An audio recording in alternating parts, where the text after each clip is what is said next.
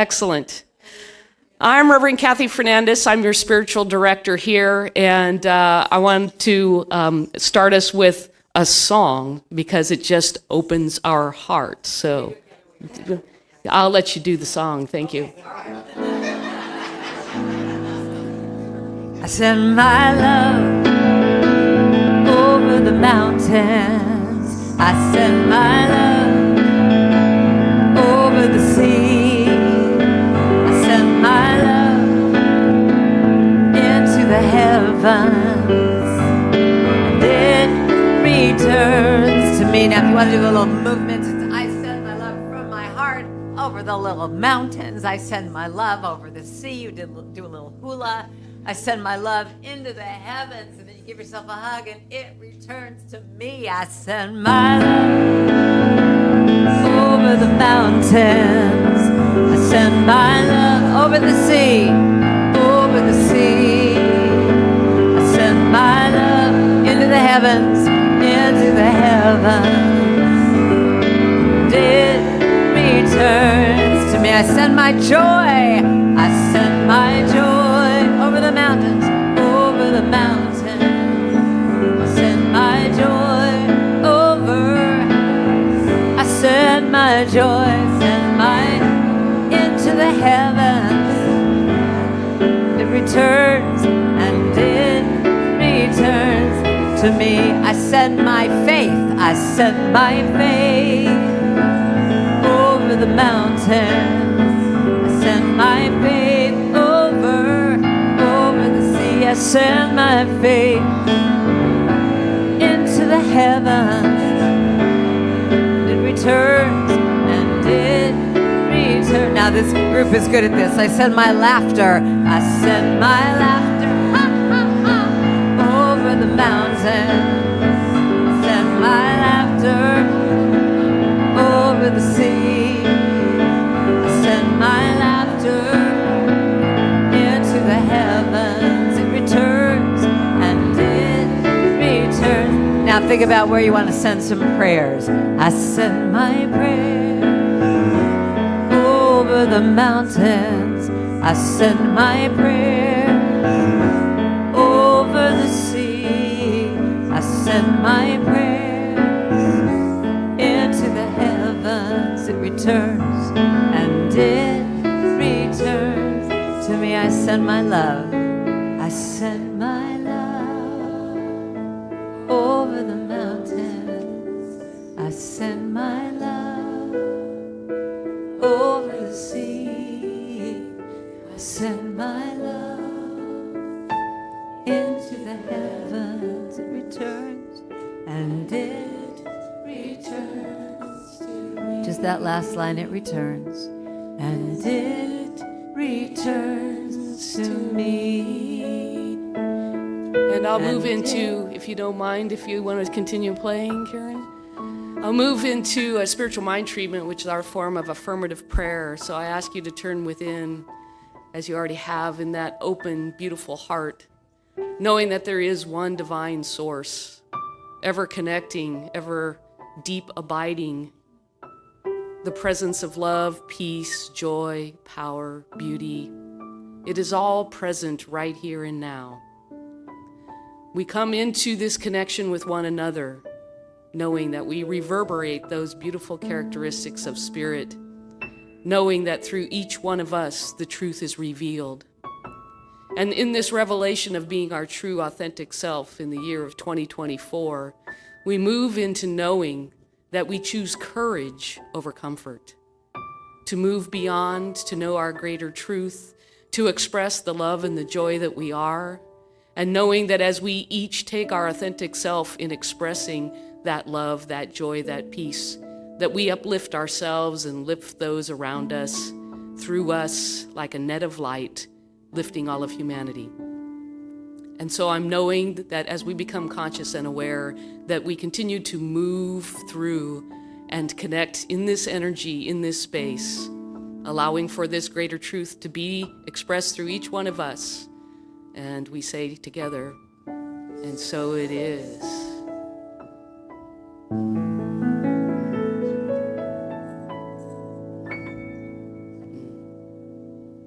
Thank you.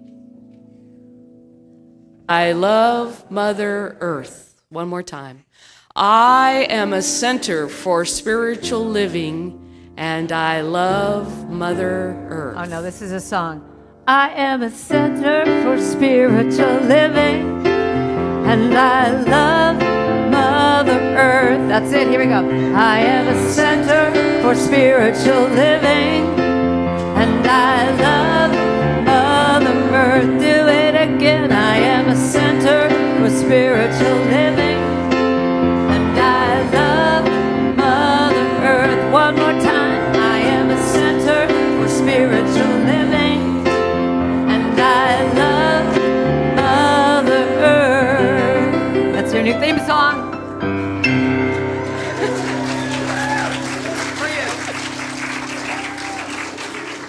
Love that. So I think I've covered all of my announcements, and so now I'm going to turn the majority of today over to Karen Drucker.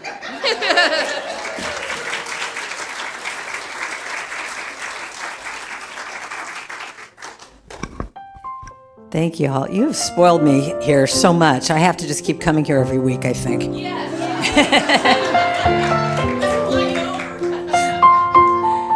So it's all about what we choose every morning, yes? So let me sing you this little song. I want you to be my Druckettes and sing backups in just a moment, but I'll get there. What do I want my day to be? I choose. And who do I want to be today? I choose. Hey, Trevor, can you put it in the monitor too? There you go, thank you. And what do I want to say today? I choose. It's up to me to choose. I choose. I choose. All right, I want you to wiggle in your seats. Do a little stretch and flex, and stretch and flex. You've only come to church for mental and physical transformation here. Goes like this. Today, I choose to be grateful, so grateful today. I choose to be grateful, grateful. That's the whole thing right there. Today, I choose to be grateful. To be grateful, so grateful today. I choose to be grateful, grateful. How about happy today? I choose to be happy, so happy today. I choose to be happy. How about peaceful today? I choose to be peaceful, so peaceful today. I choose to be peaceful, because here's what it comes down to. Whatever I choose is how my day's gonna be. I claim what I want, cause it's all up to me. Today, loving, I choose to be loving, so loving today. I choose to be loving. What about joyful today? I choose to be joyful, so joyful today. I choose to be joyful. Now I want you to pick your own word right here, and you go, today. What's your word? I choose for the day. You say, to be. Today. I choose. What's your word? To be. Pick another word. Today. I choose to be. Because whatever you choose is how your day is going to be. Today. I choose to be. Very good. Because whatever I choose is how my day's gonna be. I claim what I want, cause it's all up to me. You know it's all up to me.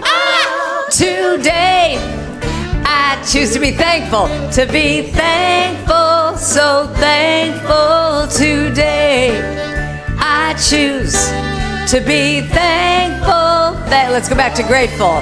Today, I choose to be grateful, so grateful today. I choose to be grateful, grateful. Do that again.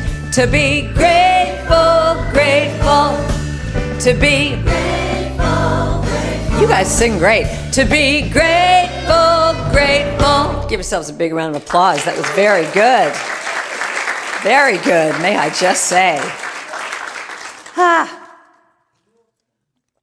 So good morning. How are you? Grateful. So every day we have a choice. Every day we have a choice. When we wake up in the morning, what our day is going to be, what our first thoughts are. Actually, you could turn me down just a little teeny bit. It sounds like it's kind of loud out there. So here's the thing. Every time I do a talk, I always love to start with this because I think it's so important. So I truly believe how you start your day is the way the rest of the day is going to go, and how you treat people and whatever. So my question to you is, when you woke up this morning, did you put your little feet on the floor and you sashayed into the bathroom and you looked at yourself in the mirror and went, oh my God, did you get more beautiful overnight? What is the deal here? Look at this body. Oh my God, look at you. You are a specimen. Did you do that?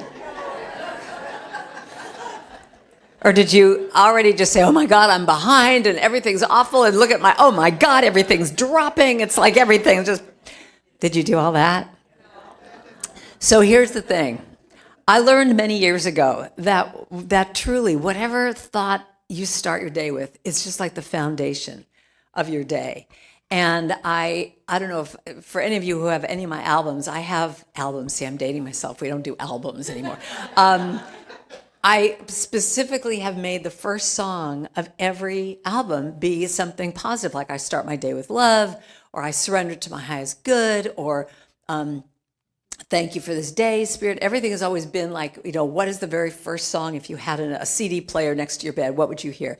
So I learned this many years ago. It's one of my favorite stories to tell because it's true, that I was in a hotel and the alarm clock radio woke me up with Linda Ronstadt putting this thought in my head to have all day long: you're no good, you're no good, you're no good, baby, you're no good. And then she said, I'm going to say it again, you're no good, you're no good, you are so no good. So what do you think is just playing as a little theme all day long? So that's why a lot of my mission with my songwriting, with my talks, is all about changing that thought to say, I'm so good, just to change it around, to have it be that whatever is the foundation of your day is something positive. So, but today we're going to be talking about, because your theme is, what is it? Courage over comfort. And do you have that little, so here's the thing. Here's the essence of my talk, is this picture. Do you love that picture? Because that to me is what Spirit is all about. Because I truly believe that we are always being called. We are always being called out to be all of who we are. That here's this big block of cement, and here's this one little flower going, but I have something to say to the world. I have a mission here to bloom and make people happy when they see me. And that's what we're all here for. And so this talk today, this is a new talk I'm going to do, is based on my song, The Call of Something More, which I'll sing at the end. But to me, the idea that we are always being called to be more, not to say that who we are is not enough. I'm not coming from that place. We are already good enough. We have all that we need. You don't have to listen to more songs or go to more workshops or read more books. That's all the topping on the cake. Because who you are is already whole and complete. We all know that, right, from all of our teachings. But what I'm talking about is, what else is out there for you that you're being called to do or to be or to have. So I love, let me see, I had this great quote. Okay, so I'll find the quote in a sec. So I have a few little stories. I love telling stories. That to me is one of my favorite things to make a point. And I had a few different things that have happened in my life that I truly believe that life works in a zigzag like this. Whenever you're thinking of like, what is it that you want to do? Have you ever noticed in your life, do you just go, oh, I have this idea, and you just go straight there? Not so much. And one of the things that's interesting, someone pointed out to me last night, I didn't talk about my swimming adventures. One of the things I do for fun is I swim in cold water. I'm a long-distance open water swimmer. And actually, my claim to fame is that I was on the first American women's relay team to swim the English Channel. Yay me. And if you want to talk about discomfort, whenever you get in the water, it's cold. I mean, I swim where I train is in the San Francisco Bay. I'm a member of the Dolphin Club at Ghirardelli Square. And I'll tell you something, whenever you get in that water, it's this shock. It just is. But the difference, and to me, my swimming is the most spiritual thing I do. Hi, welcome. I'll start from the beginning, just so that you can pick up. Today I choose, okay, you'll get it later. So what I've noticed is that if I approach the cold in this way of, oh my God, it's cold, it's cold, it's cold. You know that expression, whatever you resist persists. So if I approach the cold as, it's miserable. But if I lean into it, and of course I have a Karen Drucker song, lean into it, anyway. But if I lean into it, if I breathe into it, if I acknowledge the discomfort, and maybe that's where the courage comes, you know, it's like you acknowledge the discomfort, but you go, yeah, I feel this, and you move past it. That's the key. And the key for me with all of this comes down to I have this vision. I have this idea of where I want to go. And where I want to go is to this nirvana place that cold water gives you, interestingly enough. The colder the water, the more endorphins kick in like that, and you walk out of that water and you're like, yeah, world, here I am.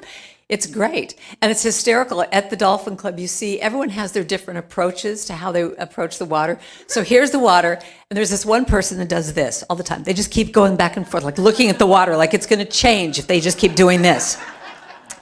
Then there's this other woman who literally, I'll go in the water, I go, hi, Dodie, how you doing? She'll do this. She'll go to her ankles, then her knees, then her thighs. It takes her like 30 minutes to get in the water. And then she finally gets in, and I'm coming back in by the time she is finally getting in. But I just swear like a sailor, and I just scream and yell and get in the water.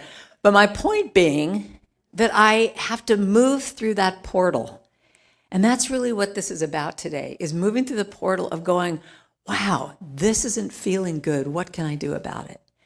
You can breathe into it. You can acknowledge it. So a story I have is that I was, years ago, I was playing at a piano bar that I've had many incarnations along the way of what I do. But I used to make my living playing in a piano bar. And when I first started this, I was a house cleaner. I was cleaning houses during the day, trying to be a superstar at night in these little clubs.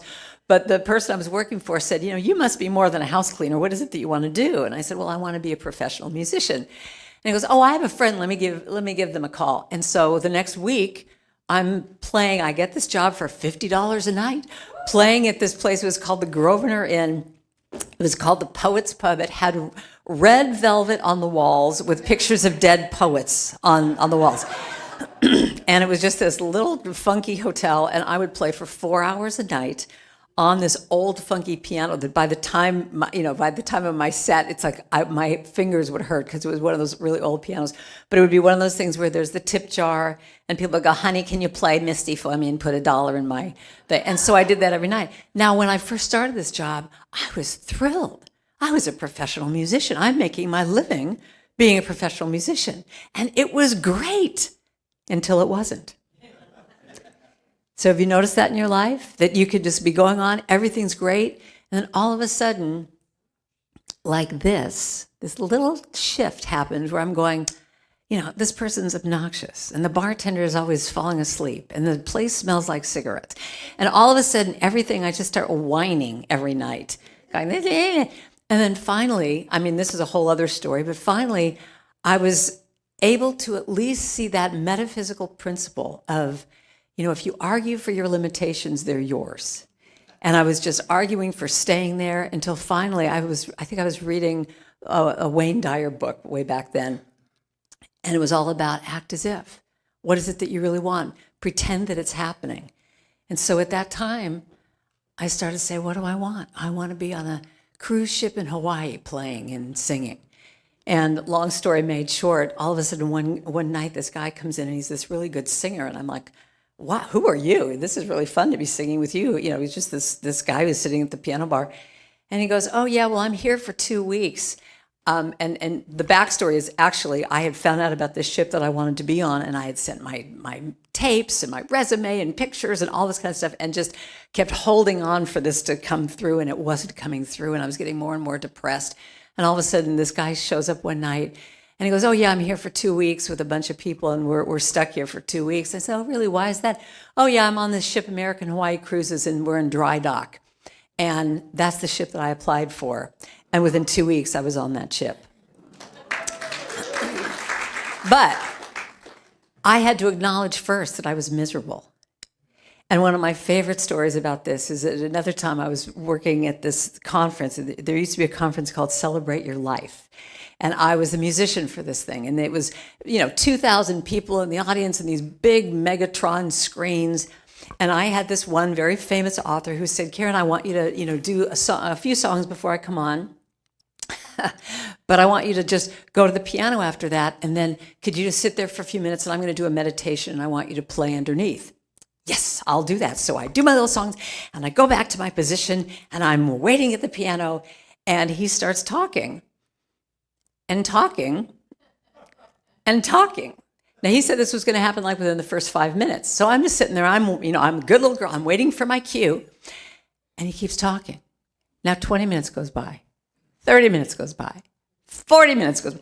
And I'm just starting to, and so I'm sitting there. And now if I get up, everyone's going to see me, because all of a sudden on the Megatron, you're going to see me walk across the stage to get off. And I don't know what to do. But this is how the universe works. It was perfect. Because as I sat there, I started to get this heat coming up in me, in my stomach, and I started to get this little knot. Has anyone ever had this? You know what I'm talking about? Getting this, and I'm just going, am I having a hot flash? What's happening here? And I just start to get more and more and I'm just going, what is going on? And then finally, I hear this voice inside of me saying, good, I got your attention. And what I heard in those 2 hours that I sat on this piano bench, I heard this message that said this. I was here. The spotlight was right over there. I'm in the dark. The spotlight is right there. And it said, you want to be there. You don't want to be in the dark anymore.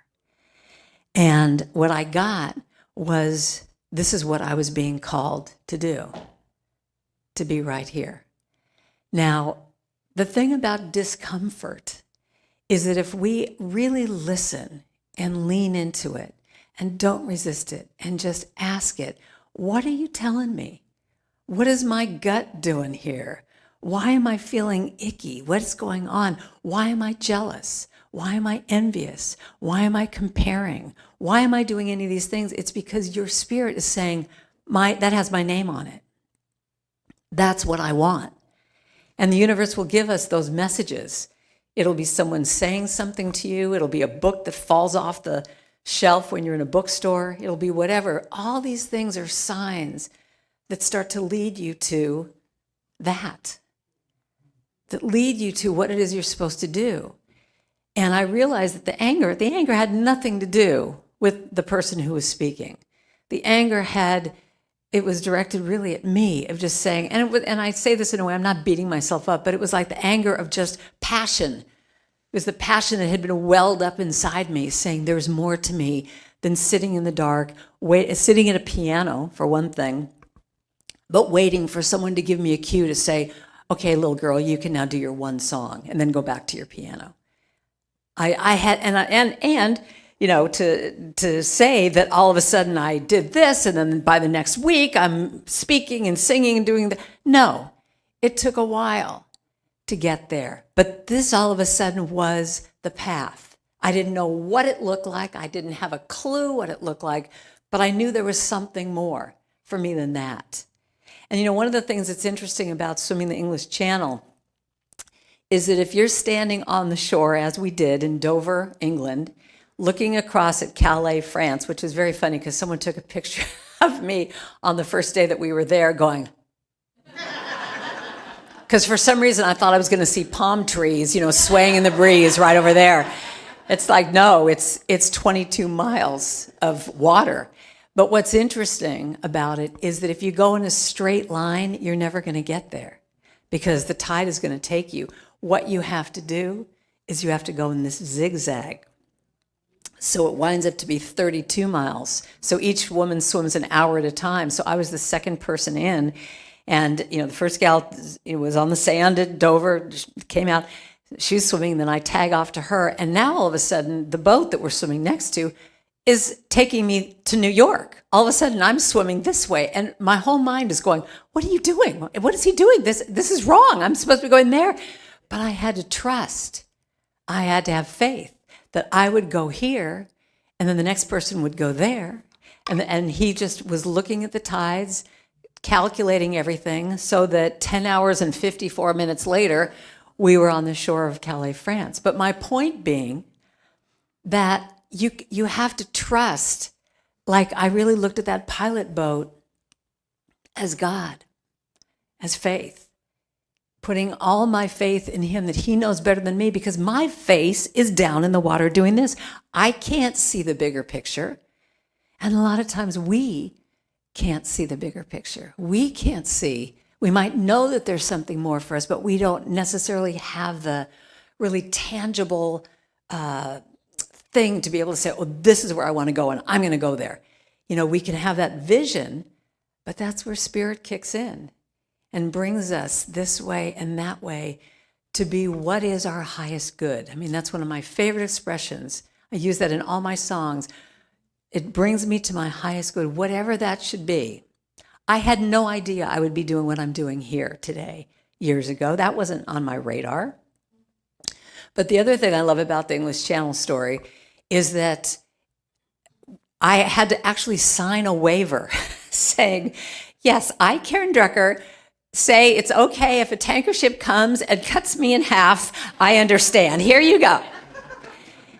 Meaning, if a tanker ship, which I was the second person swimming, that's like the main shipping line of shipping lane, and a tanker ship needs a mile out to make a 1 degree change. So in other words, you can't be swimming in front of him and he goes, oops, let me turn the wheel. It doesn't happen like that. He has to know a mile out that he's going to start to do this. And that's what our lives are like. That, we can have that vision, and maybe, just maybe, my wish for today is that seed gets planted today of what could be your new direction. What could be that thing that you've been putting off? What is Spirit calling you to do?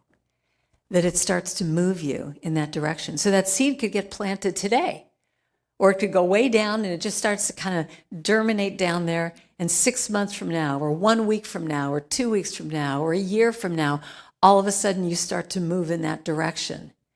But that's another reason why one of my most popular songs that I love singing is my little song, I will be gentle with myself. I will be gentle with myself. And I will hold myself like a newborn baby child.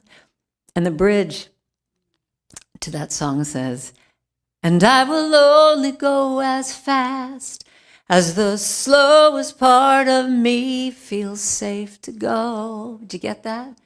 I will only go as fast as the slowest part of me feels safe to go. So in other words, you get all this permission to have that seed planted, maybe here today, or maybe I'm going to say something and then she's going to do a talk next week that you go, oh, now I get it. It's like that seed gets planted, but you have to water it gently.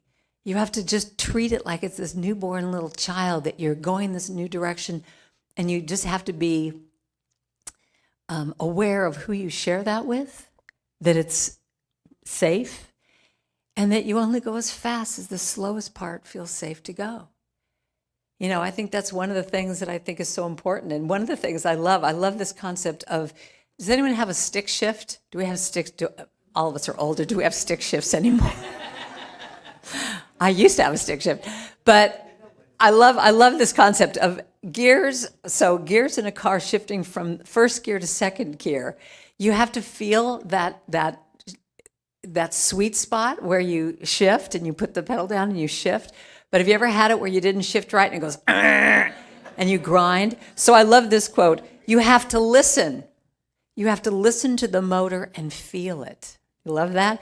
You have to listen to the motor and feel it when it starts to labor.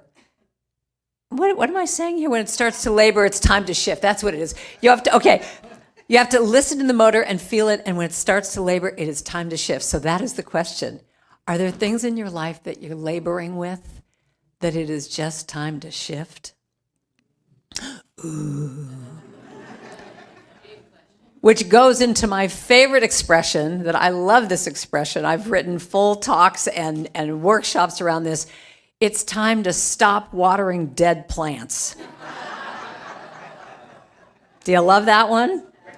Stop watering dead plants. Where are there places in your life that it's done, it's over, and you keep putting Miracle Grow in there and talking to it and singing to it, and who's that, Dr. Emoto or whatever, you do every little technique to make that, the thing is dead, and so where are there places, whether it's, anyone have clutter issues here? Don't get me started, that's a whole place I could go that I love. That's what clutter is that it's like it's not allowing it to just be released. You keep holding on because you never know when you might need that 3-inch thing of string. It's trusting the universe that the universe has your back. We have to be willing to let go of the life we planned as to have the life that is waiting for us. That's Joseph Campbell. I'll say that again. We have to be willing to let go of the life we planned as to have the life that is waiting for us. And the thing is, we tend to always want to see the net before we jump, don't we? Like, just guarantee that I'm going to be okay. World, life, God. Just let me see that net, and then I'll go. But here's what I truly believe. I truly believe that that's where trust comes in, and faith comes in, and spiritual practice comes in, and community and support comes in. That you have to be able to willingly jump off that cliff to go for what you want, and the net will appear. But it's almost like, I always feel like there's like this little board of directors in my head. Like they're waiting and going, they're sitting up there playing cards going, is she ready? Is she going to do it? Oh, okay, we're not ready yet. Okay, she's just going to, we're going to keep playing cards. But as soon as I say, okay, I'm committing, they're going, okay, let's get into action. Let's get this. Let's have her meet this person. Let's do this. But when you're standing back here and you're waiting for something to work, for something to be right, for everything to line up, you could be waiting forever. Have you noticed that in your life?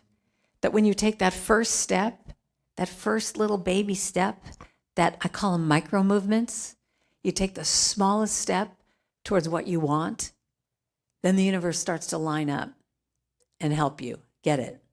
So my question for you is, what is your spirit calling you to do? What is your spirit calling you to have? What is your spirit calling you to be? And those are the questions I'd like you to just kind of ponder, as the day goes on today. Just, what is your spirit calling? It could be, this is what I love about my women's retreats, is that people come in there and I'll ask a question like this, and I'll have some lady go, well, I used to love to paint, and I haven't painted in 50 years, and I just really want to paint. And so it's so transformative when I hear that she did the first step of just taking out her paintbrushes. That's it. That was the first step when she got home. Just took it out. And then the next day, she maybe just took a little piece of paper and just took a little watercolor and just did that. The smallest things. But that's what we have to do. What is our life about? If not to give our gifts and to be happy. And it's what I said. Today I choose to be happy and thankful and grateful. So the question is, how do you get there? So one of the things I think is really important every day is to check in with your heart. To just start your day not only singing a Karen Drucker song, but start your day by putting your hand over your heart and saying, what does my heart have to say? What does my heart have to say today? And just listening to that, because you could have an appointment in the afternoon, but all of a sudden from this talk today, you got this idea of, I want to start working on my poetry or whatever. And you have an appointment tomorrow and you really don't want to do it because you want to give yourself that gift of self-care. And sometimes that's where the courage comes in, to be able to call that person and go, I love you, I want to have lunch with you, but I want to do something for myself today. And to say no. And that's an issue for me, is saying no. And I have a song called N-O is my new yes. And one of the lines in that song, which this was downloaded because it was truly not for me, it was what I needed to hear. How good is my giving, how authentic, how true, when I cheat me just to please you. Ooh. How good is my giving, how authentic, how true, when I cheat me just to please you. So the other little game I play with myself is really, really great. This is a great spiritual practice if you take anything away today. It, not it. So you look at everything in your life and you go, it. Oh, this is an it for me. And it is something that lights you up. Have you ever had it where you're doing like a craft project or something and there's like no time? All of a sudden you look at your watch and go, oh my God, 3 hours have gone by, really? That's an it. It's just fun, joyful, you feel grateful, you're just in it. A not it is when time goes like this. And it's labor. And actually, that story I told you about that little hotel I used to play piano bar. I remember one night going, okay, I'm not going to look at my watch for the longest time. I took my watch off, said I'm just going to just play and play and play and play. And I finally looked at the watch and it was like 15 minutes had gone by. You see my point? So it, not it. And what you can even look at it instead of it, not it, you can even say, what lights me up, what deadens me? And to do that on a daily basis is a really interesting little check-in with your heart. And this can even be with people, that you even look at them and go, wow, when I'm with them, I walk away from them and my energy is just, whoa. That's kind of mean to say, that person's just not it for me. But you can even just say it's a match, not a match. It's not a match to me anymore. Same thing with clothes. That's what clutter is. It's not a match to you anymore, but you hang on to it because for some reason it's too threatening to let go. So even with all of you clutter clearing things, if you have that going on, one thing a day. Put a Rubbermaid bin next to your front door and release one thing a day. Ooh, okay, maybe not. So the other thing too is to be present, just to be present enough to be able to see when the universe is starting to steer you in the way that you're supposed to go. Have you ever had that experience? Do you know what I'm talking about here? That like when you start to say, okay, God, I don't know where I'm going. I know that I want to change with whatever it is, whether it's clutter clearing, whether it's your path, whether it's, a job situation. You just say, okay, universe, like that boat next to me, show me, because I'm down here. I can't see it. Show me some signs. And if you do that, that's when there's this magic that happens. That all of a sudden you meet someone, you run into an old friend, you get a call from something will happen that makes that shift where you go, wow, I was just kind of thinking about this. So I had a situation where I was selling the CDs after a concert or whatever. And within a week, every single gig that I had, people kept coming up to me going, where's your book? Did you sell out of your book? And I'm like, I don't have a book. What are you talking about? But I kept hearing it. Like, it was just like this weird thing. It's like everyone kept saying, can I get it on Amazon? I'm like, what Amazon? I don't have a book. And I was just arguing with them going, I don't have a book. Leave me alone. Buy a CD. And then finally, I went, knock, knock. The universe is telling me something. And people started to say, well, that story you told, I'd really love to share that with my children. That story you told. And I just went, the universe is telling me to just write down my stories. And it was never an effort. It was never like this. I've got to like sit down every day for 5 hours and write a book. It was like every time I was on a plane, I had my computer. I just said, oh, I'll do this story. And all of a sudden, I had a book. And all of a sudden, a friend of mine just said, oh, send it to the place that always sells your CDs. It was like, oh, no, they don't do that kind of stuff. They wouldn't take this.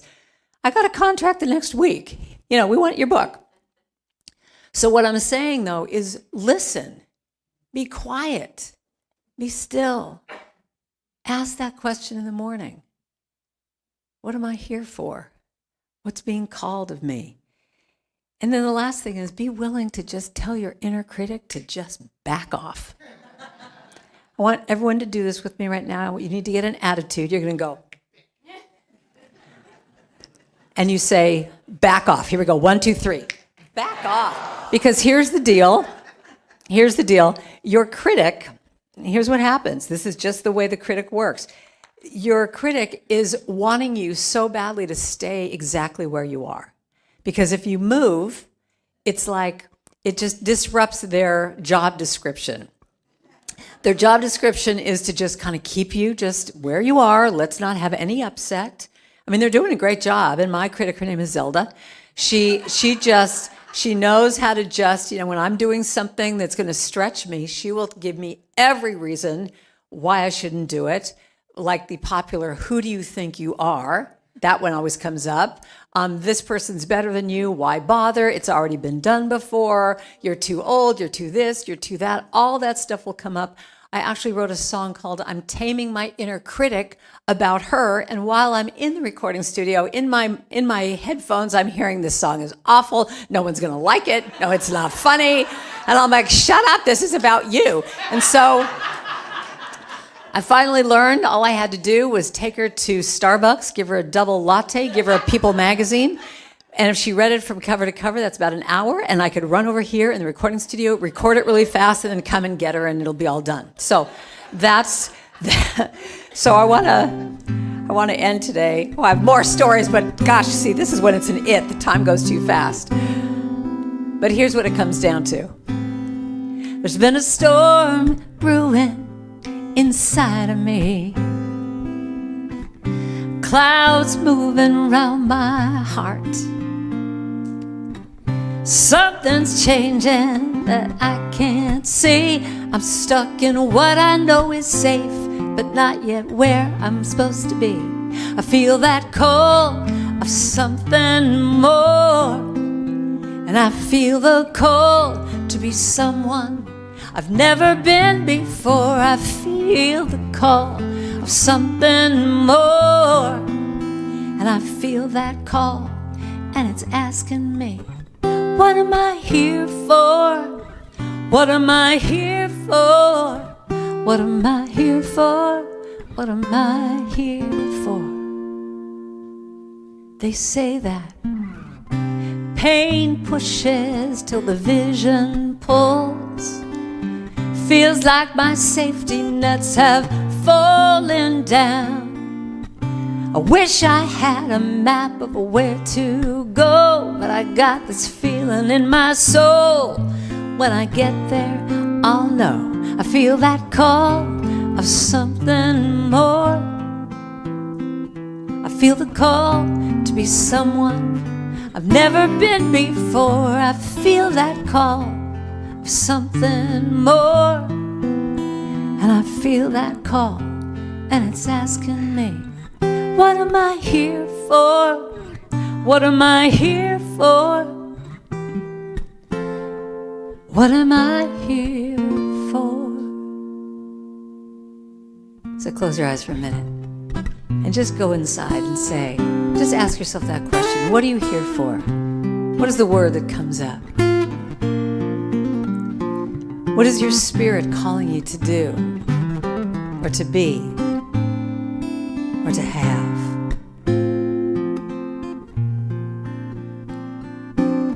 I want to make a move right now, though I don't know when or how. But when I trust and know the truth, my heart will point the way.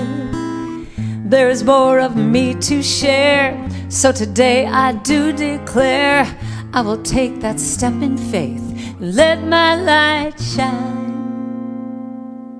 Oh, I feel the call of something more. I feel the call of something I've never seen before. I feel the call of something more. I feel that call that I've never been before. I feel the call of something more. It's asking me, what am I here for? What are you here for? Do you know? It can be one word: giving joy, being kind. For me, it's love. I wanna give and receive love now. Give and receive love, yeah. Give and receive. What am I here for? What am I here for? What are you here for? What are we here for? Comes down to love. Thank you all for listening. Appreciate it.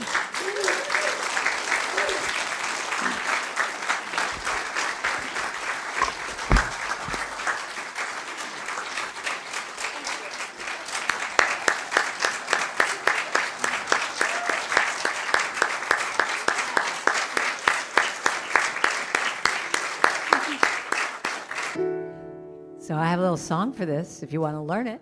Divine love through me blesses and multiplies all that I give and all that I have and all that I receive. Do that again. Divine love through me blesses and multiplies all that I give and all that I have and all that I receive. And so it is. Let's do a little bit more. God is my source. God is my power. God gives me everything I need. So I give thanks for all my blessings. God gives me everything I need. That's it, right again. God is my source. God is my power. God gives me everything I need. So I give thanks. So I give all my blessings. God gives me everything. Let's sing it one more time. God is my source. God is my power. God gives me everything I need. So I give thanks. So I give all my blessings. God gives me everything. Just that last line. God gives me everything I need. One more time. God gives me everything I need.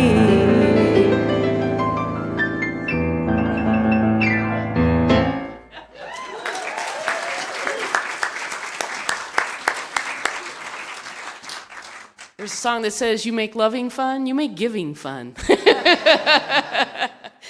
All right, so next week, Reverend Andy will be here, so we hope that you will join us as we start the new month of February, the Love Month. And what I want to do is do a benediction and let Karen close it out with a song. So again, we come together in the recognition of the beauty, the joy, the love that is right here, right now, living and expressing through each one of us.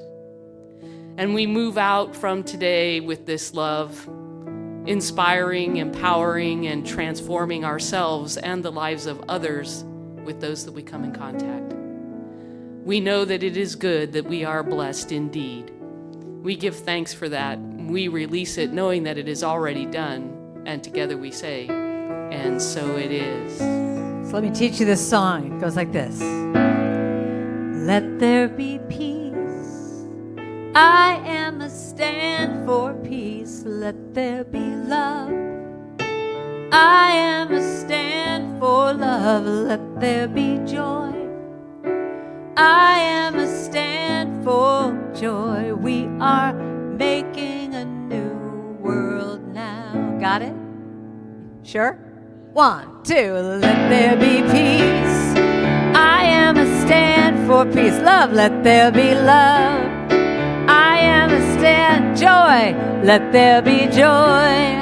I am a stand for, we are making a new world now. You got it. Let there be peace. I am a stand for peace. Let there be love. I am a stand for love. Let there be joy. I am a stand for joy. We are, and you know you're allowed to stand if you feel it. Let there be peace. I am a stand for peace. Let there be love. I am a stand for joy. Let there be joy. I am a stand for joy. We are making a new world. Now sing it again. Let there be peace. I am a stand for peace. Let there be love. I am a stand for joy. Let there be joy. I am a stand for joy. We are making a new world now. One more time. Let there be peace. I am a stand for peace. Let there be love. I am a stand for love. Let there be joy. I am a stand. 3 times now. We are making a new world now. Sing that again. We are making a new world. You certainly are here in Chico. We are making a new world now. And so it is, and so we are.